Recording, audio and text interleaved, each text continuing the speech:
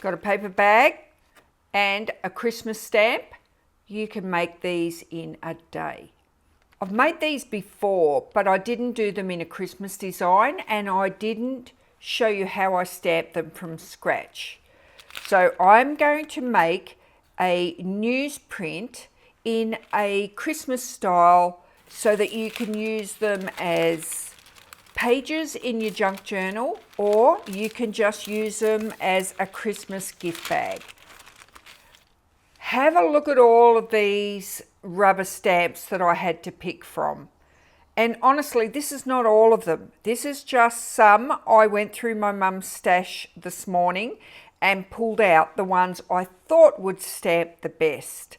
There are tons more than this. And when I say tons, that's hundreds. There's hundreds of them. So these were the Christmas ones I could recognise and thought would look the best. So to start off, I've got this tiny little straight line rubber stamp. So I'm going to start off with this little single line first to get the space to put my stamps in. So I'm going to take my foam sheet out of my stamping frame because it's a lot easier, I reckon, to work. Oh, I'll show you my paper bags. And this is in Australia. I get the lunch bags from Coles. There's 100 to a pack, and I've used heaps of these and I've still got heaps left. So they go a long way. The size is 20.3 by 26 centimetres. They're a perfect size for A4 paper journals when you fold them in half. Now, it doesn't matter whether you start your bag that way or that way. I'm going to start it this way in case you want to fold it in half and make it as a journal page. Now, it's not a bad idea to do some light pencil lines to follow because it's really easy to get off track. And I'm going to use this for a guide. This is the biggest stamp I'm going to use. So I'm going to use this for a guide just to make sure that it's going to fit on here.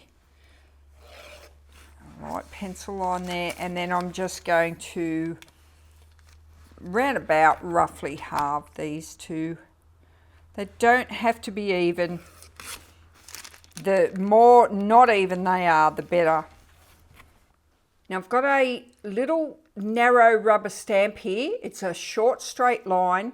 I'm going to start stamping down my pencil line and I'm going to join them. It doesn't matter if you've got something small like this, just improvise and make it work.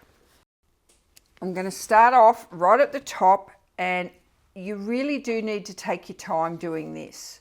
So I'm going to do my second part and I'm going to join it up to that one there.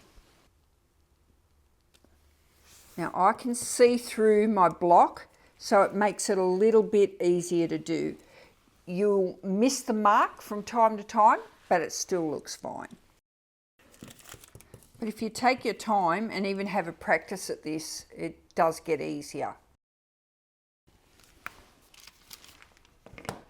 There you go, that line there is the best out of the three, but they still look all right.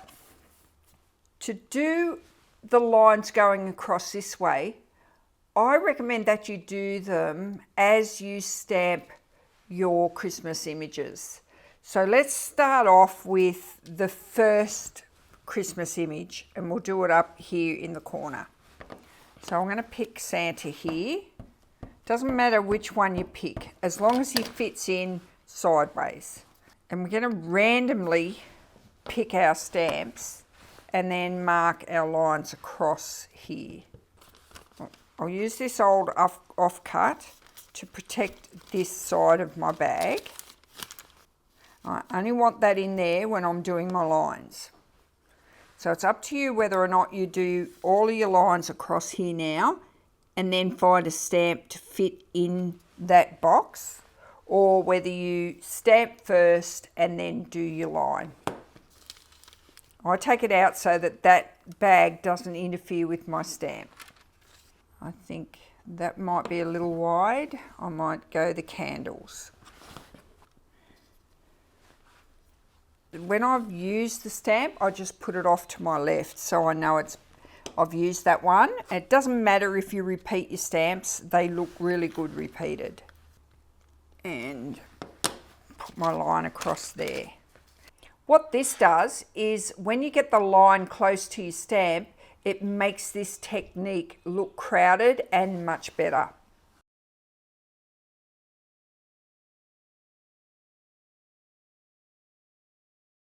Perfect. Now to block out these lines here, I can use my paper bag again. So just use something thin to do that. There we go.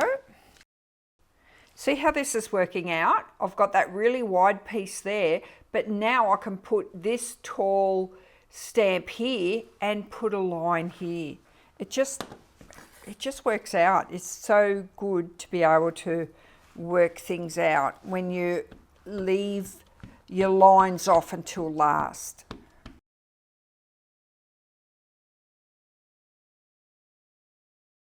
I'm taking a risk here, but I'm going to block the bottom of that out and see if I can add some more of this on here. That just balanced it out a little bit. That is going to fit. So the more random these are where they don't match, the better it looks. Merry Christmas is going to fit nice there. Just.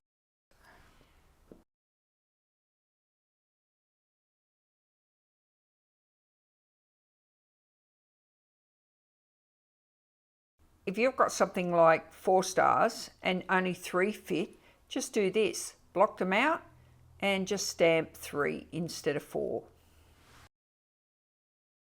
Now I've got that side done. And you just need to do the other side. And you've got yourself a beautiful journal page. Just fold it where you want to see your stamps. Because it doesn't matter where that page ends on the other side. I made a mess of that side, but that was my fault. When you're stamping, you got to take your time and you got to take care.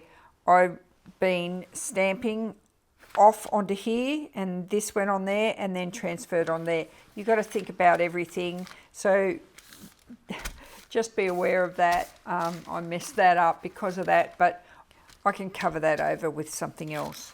But that's how you do it. It is time consuming, but look at that, it's so worth it. It looks lovely done and they look absolutely beautiful in your journal. And I want to touch my journal because I've got black ink all over me. I do need to clean up. Enjoy making your Christmas themed newsprint style journal pages. Thanks for joining in on day 8 of our Making a Day Christmas series, and I'll see you tomorrow for day 9.